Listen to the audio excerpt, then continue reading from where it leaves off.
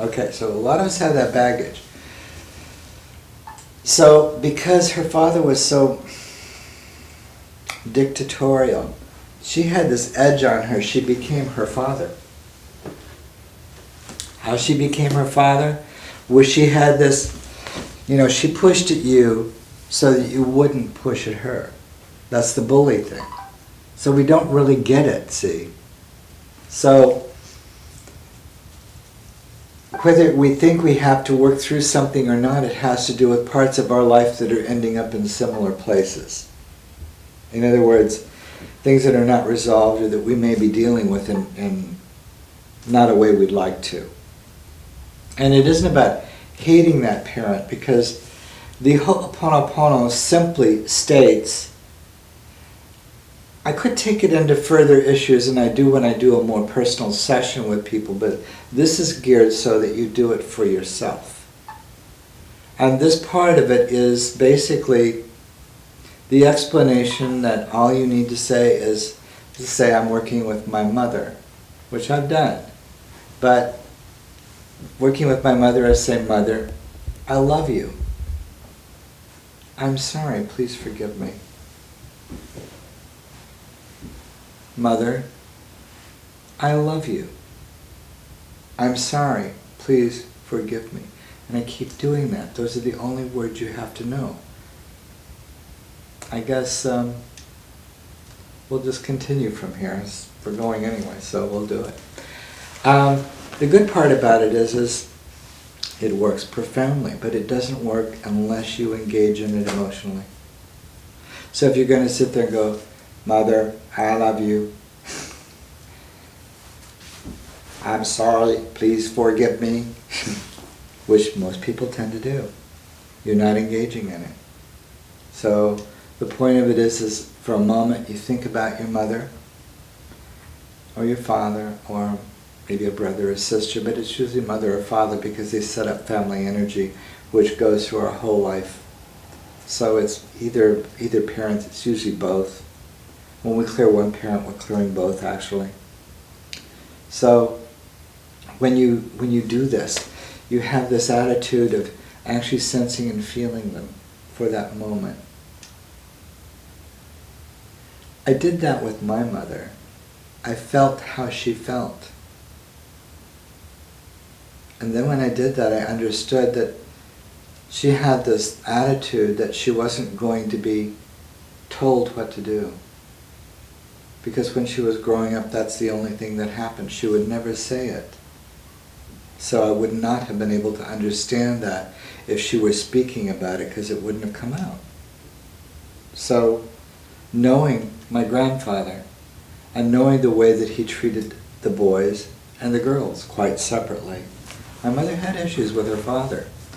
So consequently, being a male child of a mother that probably has issues with men was a very difficult thing. And to enhance that a little bit,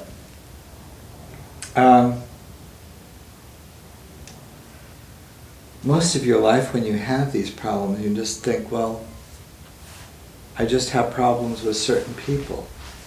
No, because when we have the problem inside of us, we wear it like a sign, a big, bright red sign, huge bold letters that says, just kick me.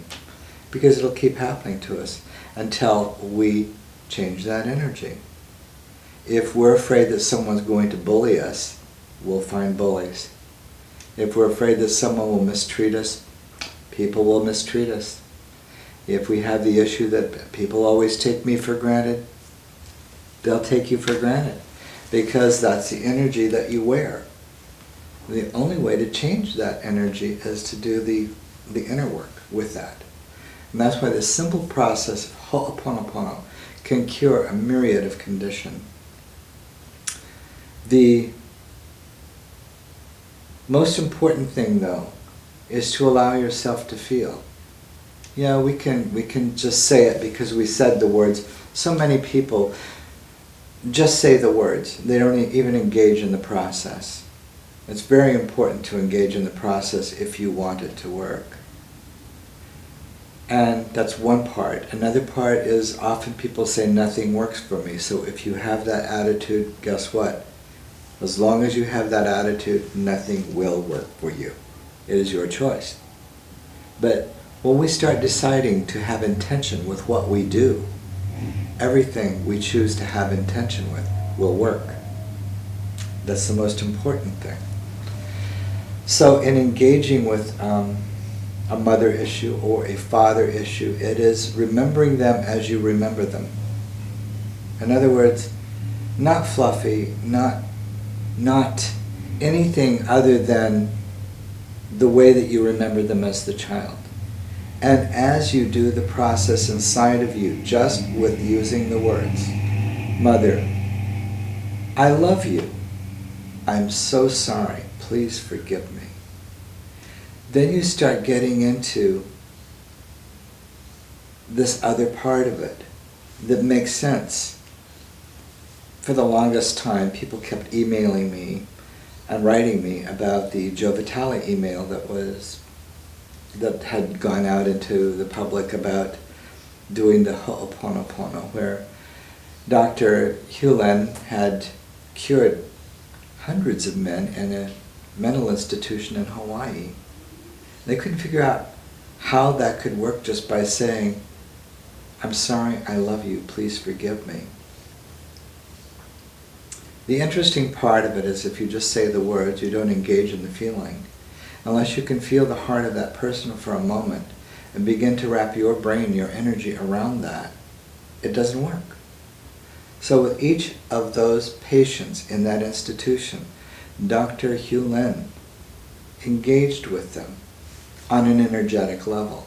I mean, you don't have to buy into their physical problems or their emotional problems. For a moment, though, you allow yourself to feel for them. Okay? So that's what makes it work. Without that, it doesn't work. Morna, who was Dr. Len's teacher, Morna Cimarronian, she's a master at this. She did it so well that when she had a client in her office, she really didn't talk to them directly. They sat there for about an hour or so while she cleaned her desk or moved things around, but all the time she was working in their head energetically with just, I love you, I'm sorry, please forgive me, to find the sore spots and to help that person. It's all of the information is always available to us. Do you have any questions about this so far? I do. Yes. So when you're asking for forgiveness, what about people who are having trouble forgiving, sort of being in the victim space and holding on to that instead of, for example, like my mother was my abuser. Right. And then asking forgiveness from her seems counterintuitive. How do you work with people in that space, in other words? Do you think I haven't had people like that? I would say 90% of people have a righteous attitude about holding their anger. And as the masters used to say, it's like drinking poison and expecting someone else to die. Because you're holding the poison inside of you. That's the first thing. The first thing about your own healing is forgiving others. And basically forgiving others starts with forgiving yourself. So when you're doing this, it takes away the energy. If we feel a righteous anger for a mother or father, I can understand that. But I can't understand hanging on to it. I can't understand living with it for the rest of your life. I know people do. And I know that it doesn't serve them. I know they don't come out of it too well. I know many instances where someone would rather die than actually forgive a parent. And that's more common than you could possibly imagine. Some parents are very brutal. But if we understand the law of karma and reincarnation, we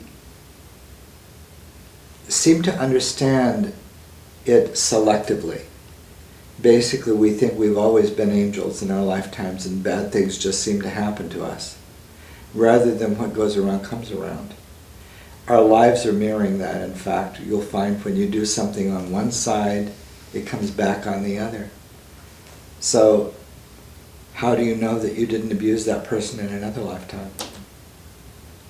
I mean, it's a bit humbling to think of it that way. Not that you even should. The most important thing is to free yourself.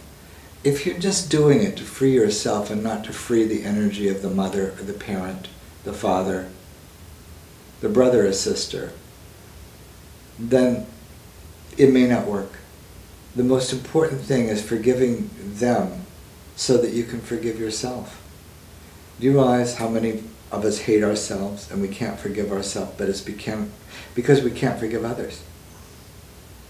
So as we allow ourselves to forgive others, we begin to forgive ourselves. And sometimes as we forgive ourselves, then we can forgive others. But it usually inverts on us, like drinking the poison. It affects us. Did that answer your question? Mm-hmm. I say it's better for you to ask the question and to understand more about it and to be able to, less, as we would say in NLP, wrap your brain around it. Because if you do it just to do it for the sake of doing it, it probably won't work. The most important thing is that you allow yourself to feel the anguish that your parent might have gone through that got them to the place of being the abuser to you. And sometimes that's why I could recognize that with my mother.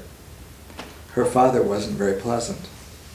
Yet my mother said that, but she would never really have believed that that made her the person that she is, or that she was. If I were to explain it to her in the way I'm explaining it to you, she might get it. But often people don't allow us to do that. So, from our own understanding, the truth is, once you clear that energy for your mother, between you and your mother, it clears the family energy, and it helps your mother ultimately. Sometimes we don't really want to help the parent, and we're not in the right place to do it either. There's nothing special you have to do except just be ready for it. Do you understand that point now? Mm-hmm. Good. Any